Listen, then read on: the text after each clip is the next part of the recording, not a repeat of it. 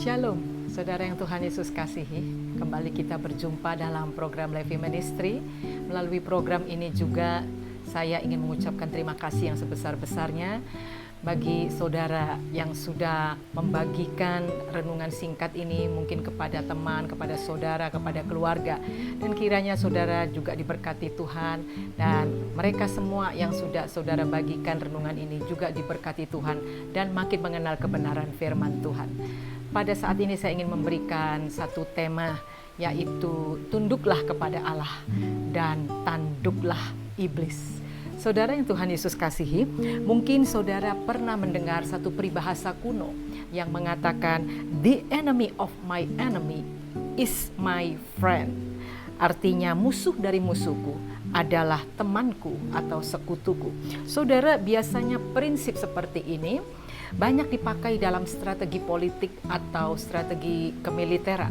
Nah, saudara, seorang politikus supaya dia bisa menang dengan lawan politiknya, dia akan mencari teman-teman sebanyak mungkin, bahkan musuh dari musuhnya akan dia rangkul supaya lebih banyak lagi mendapat informasi tentang lawannya. Begitu juga saudara di dalam strategi peperangan, yaitu untuk memenangkan satu peperangan, maka satu negara, satu grup ini dan satu kelompok ini, mereka akan berteman atau bersekutu, mencari sekutu dari musuh lawannya. Nah saudara, Alkitab juga menuliskan bahwa kita sebagai orang percaya, kita juga harus menang terhadap musuh kita dengan cara yang cerdik, dengan memakai strategi yang jitu, yaitu strateginya sesuai dengan firman Allah. Saudara, ada 3 strategi jitu untuk mengalahkan musuh kita. Siapa musuh kita? Kita harus ketahui dulu yang pertama, untuk mengalahkan musuh, bahwa kita harus tegas menyatakan kepada diri kita bahwa musuh utama orang percaya adalah iblis. Saudara, lawan utama orang percaya adalah iblis. Bukan manusia, bukan mertua kita, bukan menantu kita, bukan orang tua kita, bukan juga anak kita, bukan bos kita. Tetapi mari kita di dalam 1 Petrus 5 ayat 8 mengatakan bahwa musuh kita adalah iblis. Nah saudara, kenapa kita harus mengatakan dengan tegas bahwa musuh kita adalah iblis? Karena iblis sering mengacau balaukan pikiran kita, supaya sesama manusia, sesama keluarga saling membunuh, saling menjatuhkan, dan saling menghancurkan. Saudara, strategi yang kedua yang harus kita pahami, bahwa perhatikan siapa musuh besar atau bebuyutan iblis. Musuh yang paling ditakutin iblis siapa? Yaitu Allah. Yang ketiga, strategi yang ketiga, saudara, kita melihat kalau kita tahu bahwa musuh besar iblis adalah Allah, sebaiknya untuk mengalahkan iblis, kita harus bersahabat dengan Allah. Amin saudara. Ya, jadi senjata ampuh manusia untuk melawan kekuatan iblis adalah persahabatan dengan musuhnya iblis, yaitu Allah sendiri. Saudara yang Tuhan Yesus kasih, inilah tugas saudara dan saya sebagai orang percaya. Mari kita membangun persahabatan yang erat, persahabatan yang intens, yang intim dengan Allah, dengan satu tujuan, untuk menjatuhkan rencana iblis bagi dunia ini, bagi orang-orang percaya. Nah saudara, bagaimana caranya kita membina persahabatan kepada Allah? Persahabatan yang erat, persahabatan yang bisa menjatuhkan iblis.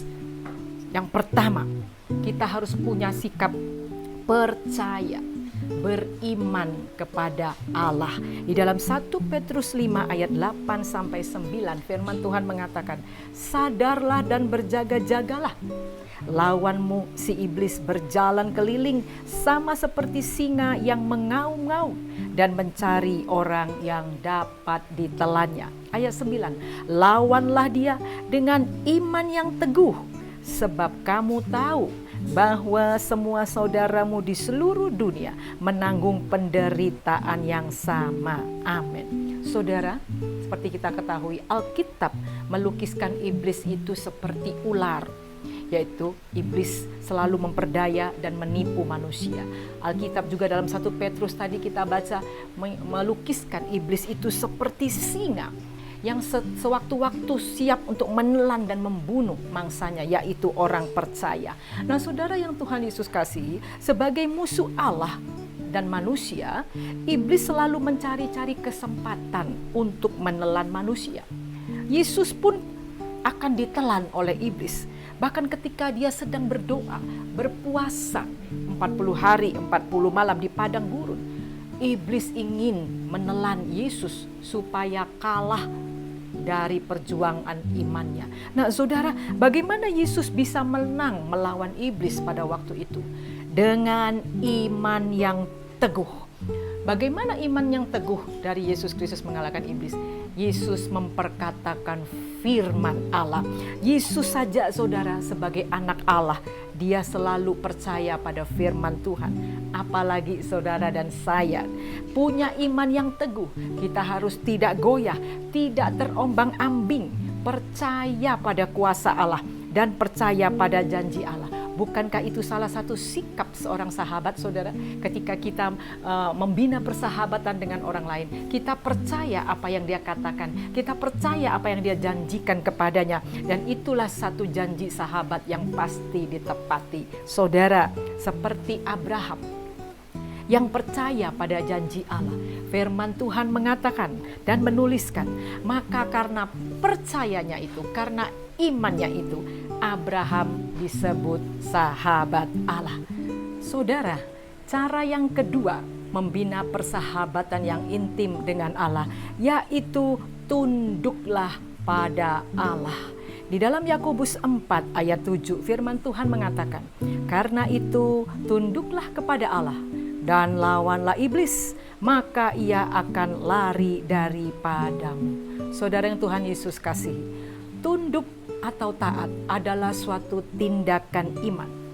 Firman Tuhan katakan, iblis percaya kepada Allah, tetapi iblis tidak mau tunduk atau taat kepada Allah.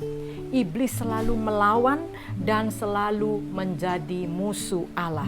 Nah, saudara yang Tuhan Yesus kasihi, orang percaya hampir mirip karakternya dengan iblis.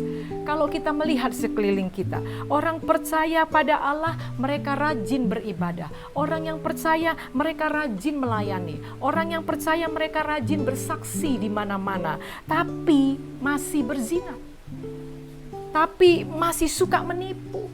Masih berbohong, masih suka ke dukun, masih suka bertengkar, masih suka ke tukang ramal, dan masih banyak lagi perbuatan-perbuatan dosa yang mereka lakukan yang di tempat yang tersembunyi. Saudara yang Tuhan Yesus kasihi, kalau cara hidup orang percaya seperti ini, berkata mereka percaya dan menerima Yesus, tetapi gaya hidup mereka tidak tunduk kepada Allah, apa bedanya orang percaya dengan iblis? Saudara, mengalahkan atau menghancurkan iblis tidaklah bisa dengan kita memakai kekuatan manusia, atau mungkin dengan memakai alat-alat canggih, dengan teknologi canggih, dengan meriam, dengan bom nuklir. Tidak bisa, saudara.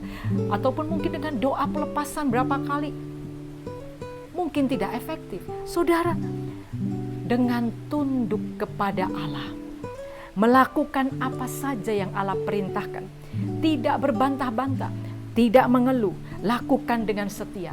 Dan jika kita melakukan ini, persahabatan kita dengan Allah makin terjalin.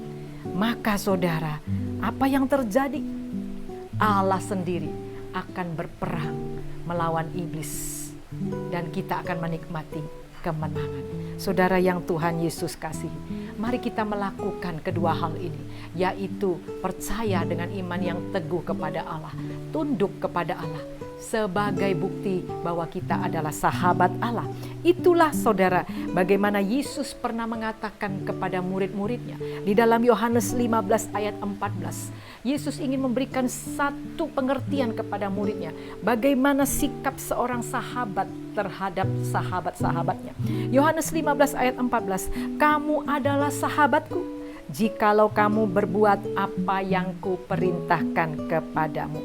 Saudara yang Tuhan Yesus kasih, perintah Allah pada kita yang adalah sahabat-sahabatnya, percayalah dan tunduklah, dan iblis akan lari menjauh daripadamu.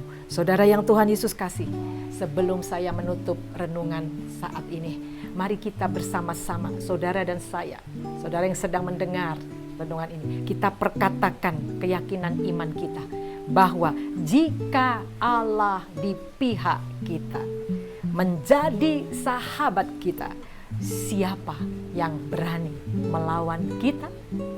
Saudara bisa menjawabnya masing-masing. Amin. Tuhan Yesus memberkati.